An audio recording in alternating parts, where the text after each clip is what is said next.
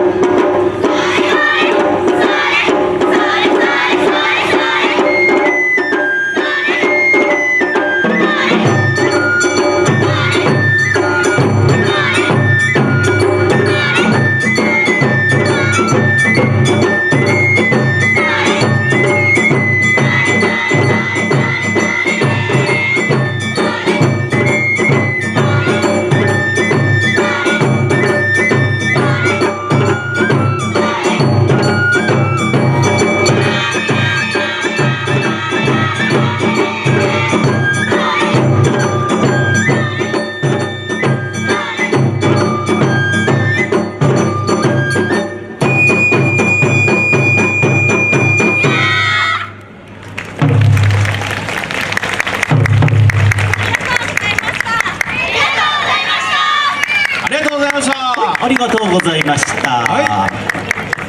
さあどんどん続きます。